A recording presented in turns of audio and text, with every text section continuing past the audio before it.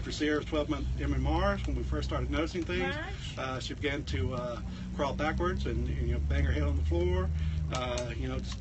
Just it seemed like more and more meltdowns, each day. She lost eye contact, whatever speech she had developed at that time, which wasn't really much, but for being only a year old, but still there was the typical, mommy, daddy, eat, drink, those type of things. I'm Chris News, my daughter Sierra. She's on the bus at number 542. Oh, wonderful. And how old is Sierra? She's 13. She was diagnosed high-functioning autistic at 18 months. Not really high-functioning at that time, but autistic was her diagnosis. But she's reached the high-functioning status, except for her main delays are speech delay, and she has echolalia, which is her only real speech. She'll repeat everything that I say. Sometimes that's good, sometimes not so much. Because I mean everything when I say everything. But she goes to public school here in Cleveland at Lake Forest. She does well there. She's a good student. Some of her talents are she's incredibly musically inclined. She has one of those Casio keyboards that has like 100 programmable songs in it. She'll press a button and it has, it'll play the song and the keys light up. And she'll listen to that a couple times, turn it off, and she can play. Wonderful. Play whatever. She can probably play 10 songs from that. That's just wonderful. Amazing. And as far as academically, she does pretty well. But as far as age group for her, level for her age group, she's in 7th grade. I think mostly because of her age, but she can actually perform, which I hate to use that word, but she's probably at 5th grade level, maybe 4th grade at the most. So speech is the real problem. Right. Fine. Okay. Yep. But dang it, I forgot to bring those gummies. I don't know. You're probably not going to remember Kimberly from Florida, who had Angel Layla. Oh yes.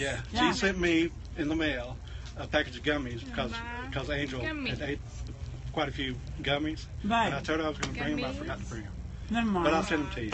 Oh no, don't. That's fine. She was worried about it. She sent them to me, but she is really a sweet lady. And actually, she's has really a rough time. She and I've been friends for probably 8 years on Facebook.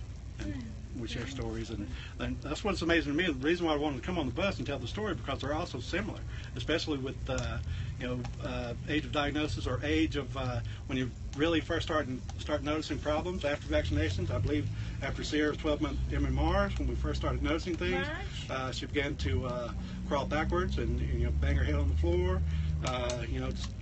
Just it seemed like more and more meltdowns, each day. She lost eye contact, whatever speech she had developed at that time, which wasn't really much, but for being only a year old, but still there was the typical, mommy, daddy, eat, drink, those type of things. But all that stopped. The eye contact stopped. She began to be, she wanted to be more isolated, be by herself more than be with family. And what I originally, after the MMR shot, I originally noticed that she could be in front of me, like focusing on television or whatever, with her back to me, and I could call her name. It was like she never even heard me. But then at the same time, she could be in the back of the house, and when I call her name, she comes running. Right. So we thought at that point that it was possibly a hearing problem. So we took her to ear, nose, and throat guy, and they did the test where they put her in the cube, and there's the monkey with the symbol, and each different thing in each different corner. Okay. Sorry about that. And she passed that test with flying colors, no problem. But and he's the one that actually mentioned the autism thing. So we started doing research and study, and I did my own research and study online, although back then it was nowhere near as advanced as it is now, as far as information that was out. But and we agreed, and we got involved with the head doctor at the time, whose name I can't remember. She was female, for CDC, and she actually made the diagnosis for Sierra of autism.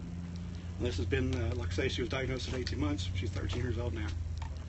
So, and we had to wait because she was in a program called Babies Can't Wait.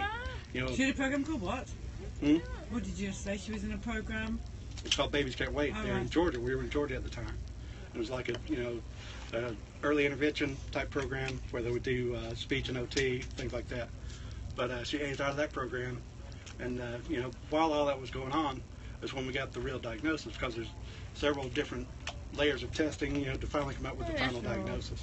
So what things what's her life like? What are the things that have been taken away from her because of the vaccines? What has she missed out on? I think social activity, because although she does go to public school and does well there, and has only a couple friends that she'll stay with, during the course, because they're trying to do integration with, typical students and special needs. Or I hate to even use that terminology because I just don't like it. But I know what you mean. We know what you mean. And she does probably about 60-40 in special ed class. Although she does integrate pretty well, but she still struggles. And in my opinion, I've been stay-at-home dad with her since her diagnosis. Are you on your own, or have you got... Actually, I'm going through divorce currently. And she lives with you? Yes, I have custody. So it's just you two together? Yep. Oh. And it's really a struggle, because I've been stay-at-home dad, unemployed, been the one taking care of her. I have zero income other than her Social Security, and I have, I hate to even say, I use the EBT card because I have no other way. I can't go out, even though she does go to public school. I'm not a likely candidate, to be picked for somebody to give me a job, because of my 14 years at home, especially my age, my own what kind of work would you like positions. To do? What do you... Well, I'd love to get in something special ed involved, but I have heart condition, high blood pressure, COPD, based on the work that I did, in the past. I was actually, this type of paint job, I was probably vinyl on here now. I used to do this type of thing, as far as painting, vehicles, cars, trucks, trailers, whatever. And there was a lot of exposure to paint and fumes and fiberglass, from sanding or whatever. Back in the day, I thought, I was invincible, like most young people do. But as I'm getting older, I certainly realize that I'm not. So financially, it must be incredibly tough for you. It's very difficult, yes. But I don't really know what's going to happen. I have no idea because the divorce is still pending. The mom has agreed, supposedly, to pay a certain amount of child support every 2 weeks. But, because she has been the one, to go to work, and I was staying home when she and I were still together. But, she pays a certain amount every 2 weeks, but there are certain times, because of her pay schedule, it's bi-weekly, there's certain months where she has a third pay period. And that means to me, and it's already been court ordered, that she paid that, for that third pay period too, but during those months, she won't pay. She only pays me $500 a month. Does she ever take look after, or are you just on your own? Well, she has her every other weekend during school. And during the summer, she's with mom for a week and with me for a week, which is really a strain on her because of the change in environment, especially home setting. And mom still works, so it's not really mom that's taking care of her. Mom's a manager at a local parts store, actually a nationwide parts store that I won't mention because there's no need. But needless to say, she works quite a few hours. If someone could wave a magic wand and get you some help, what do you need? What do you need to survive? Well, at this point, I'd have to continuously make deals with my landlord, pretty much on a month-to-month basis, to stay there at that residence. Although he does have another location that I can move to, and it's the same number of bedrooms, but it's way smaller. So I'm in a house that was built in 1951 now. It's a nice place, I'm not going to lie about it, but it's a goat farm. She enjoys it because we go out sometimes and just look at the goats, and they'll come right up to the fence because I sometimes feed them, tortilla chips or whatever. That's why they love me. But she likes that. And like I say, I've already made arrangements with him to another place, a mobile home that he's moved to another location that's fairly local to where we are now, that I can pay less. I'm paying $650 a month rent now, and I'm going into a place that he's going to charge me $400 a month for, so I'll be able to afford that, so to speak. But still, it's going to be a struggle. And do you have a good support network around here in the area that you live? Well, I'm happy with the people that she works with at school, even though it's public Do you have school. people that support you as a father? No. No. Not really. No? Right. Well, we need to get that in place. Well, I'm not here to... No, but it's the right thing to do, people, you need support. It's impossible to do things on your own. I admit that it's incredibly tough. Yeah, all right. Well, let me speak to some people out there. All right, let's go outside and have a All right, chat. I don't want to take too long. Patrick, no. Patrick, would it be possible for you to find some shirts? Oh, yeah.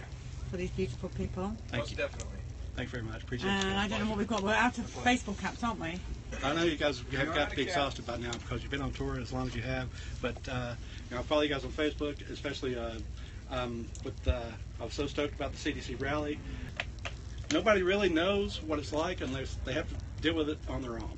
on a personal level. And they can have their own speculation and make their own mind, which even though they talk to people that are affected, they don't really understand unless they have to deal with it on their own. That's right. Now listen, so you're on Facebook, are you? Oh, yeah. Can you tell us what your name is on yeah. Facebook, some people want to connect with It's you? Chris New. Chris? Chris New, as in Just like a new N-E-W. car, yep. And I get, is the profile picture your face? No, but I can change it when I get Make home. it so that you recognise. All right. And there's people here that will jump on board and... I actually sent you an instant message this morning, and Bella as well. I do That's- what? Oh, I'm locked out this morning. I'm locked out of my messages. Did you? But I sent. No, I didn't do it. I'll show you. I This is sent what to happened. Bella, and she got the message because I got in contact with Brandy King, who's a local news anchor there at News Channel 9. Is that who came out this morning? Yes. Oh, well done. So that was fantastic. Great. Here we go. Yeah, I'm That's still all. locked out. Facebook likes to play games. I know. I get kicked off all the time. just That's why because- we go on Periscope. Because so far, Periscope have been way better to us than Facebook. Right. So Anu can set you up. Cool beans. Well, I can't do Periscope because I can't download it anymore. The only access I have now is that cell phone that she has. Because she had 2 tablets and destroyed 2 tablets in 2 days. All right. Because she gets kind of abusive, but there's something that she don't like, or even she'll intentionally pull up things that she doesn't like, or some things that upset her. And why? I have no idea why, because she knows if she destroys that particular tablet, that she's not going to have it anymore.